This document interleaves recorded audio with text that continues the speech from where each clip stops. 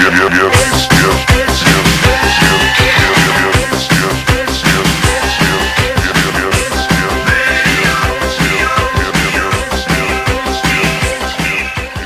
guys, it's also Big Vacations, and so I'm gonna go back to my roots, YouTube roots, so to speak, and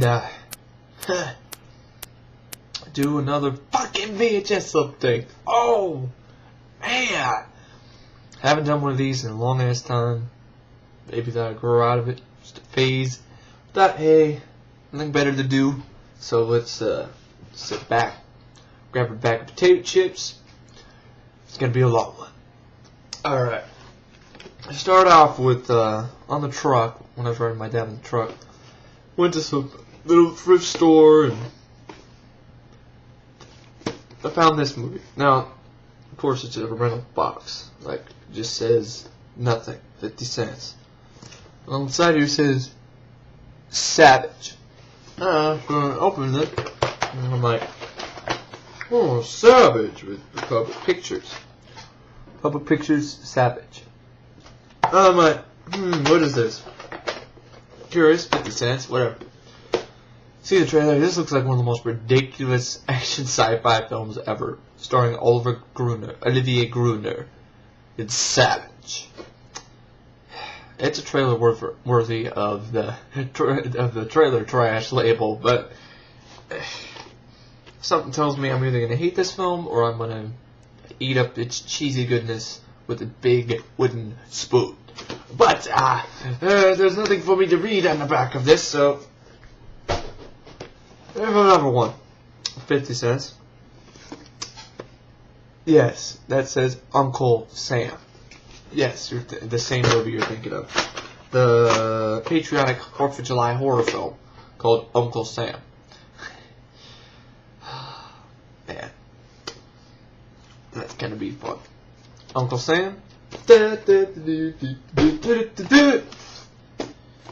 Next one is, I don't know what in God's name possessed me to buy this, but I was in Nebraska, bored out of my mind. I'm like, but am I gonna find this again? Might as well worth it. Hobgoblins. Yes, it's Hobgoblins, folks. I know. You're probably saying, what the fuck were you thinking? I know. Give me $1. I'm like, alright, I'll get the Trans World Entertainment release of one of the shittiest movies of all time. I mean, I could barely sit through this piece of shit when I was watching the Mystery Science Theater 3000 version. So, no way I'm going to be able to watch this sober. Or without, falling asleep. But maybe that'll be the next episode of Trash Cinema. I don't know. Hobgoblins. Ugh. Be careful what you wish for. You might get it. Nothing attracts attention more than a sealed box. And old McCready, the studio's night watchman, should have known that he was courting disaster when he warned Kevin, the new trainee, to stay away from the old vault. But now it's too late. The Hobgoblins make no exception for idle curiosity. They're loose and they're ready to make all your fantasies come true. But be warned, the results are deadly. This movie was, I'm not kidding, see if you can see the price tag here. Zoom in. Can't see it. This movie was $80. $79.95 for this piece of shit movie when it first came out. $79.95. It's absurd. You had to be some rich motherfucker in the 80s to afford any movies from VHS tape, for Christ's sakes. Especially $80 for this piece of shit. I feel sorry for whatever. Actually, no, I don't feel sorry for whatever rich fuck wasted his money on the Hobgoblins when it first came out in VHS and had to pay $80 for it, because you deserve it. You deserve paying for some shitty ass movie, you rich motherfuckers. No, I mean seriously, this movie is absolute trash, garbage, horrible, piece of embarrassing, just sci-fi comedy. Not funny at all. Not really that much sci-fi. Shitty Gremlins, rip off, and just terrible film. Terrible. Just terrible. Terrible. Next up is, yes, I don't have the actual case, but it's my favorite Puppet Master film, and also every favorite Puppet Master film, Puppet Master 3, Toulon's Revenge. No, I don't have the actual box. Woe is me. Oh. I mean, it was 50 cents. It's like, you know, whatever. I've been looking for this movie, so what the fuck? Why not? And I'm not gonna fucking open this pain in the ass. So basically, Toulon's Revenge, the one where the Puppet Masters decide to be good guys and whoops a Nazi ass. It's a good one. Next up is another one of those, what in God's name possessed me to buy this? I don't know. Because it's rare and hard to find, or maybe because I'm an idiot. Ghost Riders. No, it's not fucking Ghost Rider, it's Ghost Riders. You can't take these outlaws alive. They're already dead. Revenge is a hearty meal for phantoms of the prairie. On a dark and haunting night, all that is visible by the campfire light is the breath of vicious lawmen. The local preacher and townspeople gather on a lonesome prairie as the lawless career of desperado Frank Clements is about to end. Just as the hangman's noose tightens around his neck, the most feared outlaw of 1888 shouts a curse of revenge on the town preacher, a curse which will haunt the preacher's family throughout generations. 100 years later, the unsuspecting of the events of 1888, the town is prospering. Frank Clements and his gang return from hell to seek revenge against the preacher's grandson and his family. The fight against the phantoms from the past proves futile, and they become unwilling victims of the bloodthirsty outlaws. Weapons are defenseless against the phantom cowboys. You can't kill what's already dead. Alright, from the looks of this, it looks like a utter piece of shit. And since it's coming from Prism Entertainment, who hasn't been really known for their good films, I don't really have much hope for this, but, you know,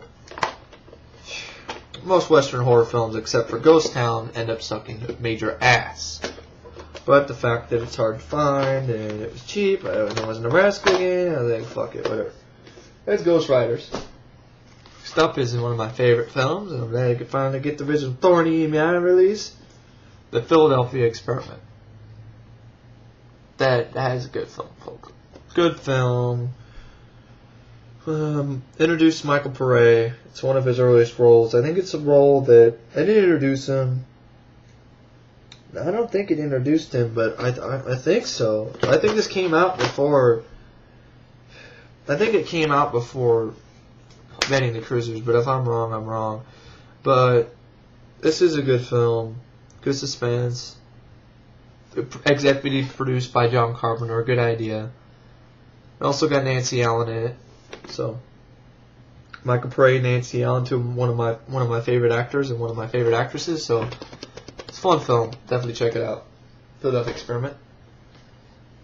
And I could read the back off of it, but I'm like, the experiment that should have never happened 41 years ago, still going on.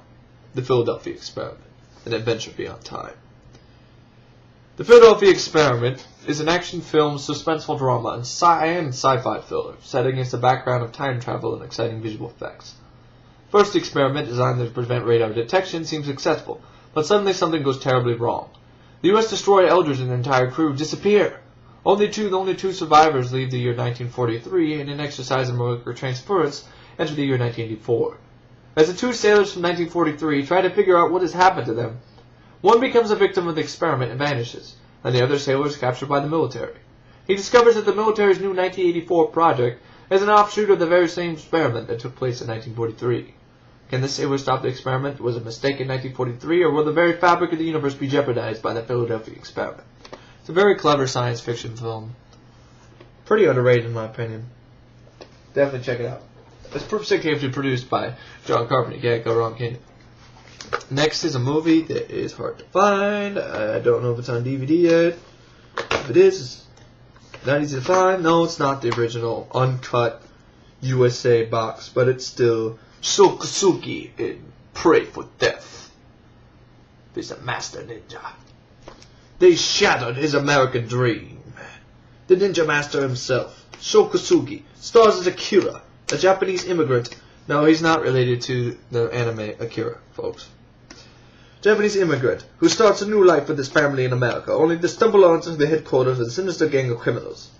When the gangsters begin a rampage of murder that takes the life of Akira's wife and threatens the life of his 2 sons, Akira must step up out of his quiet, peace-loving life and reveal his other identity, that of the perfectly skilled ninja. The most lethal and mysterious of all martial artists. He has surrounded his warning to the brutal Limehouse and his henchmen. Stay away from my family, or you will pray for death. It's always been one of my favorite Sokusugi films. It is my favorite Sokusugi film. Badass ninja film. Enter the Ninja is pretty good too. I just can't buy the fact that Franco Nero is a ninja. Like all the scenes where he's the ninja, and then I see him as a white ninja. I'm like, there's no way that's that badass Franco Nero in that ninja suit fighting. No way in hell. No. Good fight scenes. Just awesome movie. And one of Damien Sage's favorites too. It's pretty hard to find.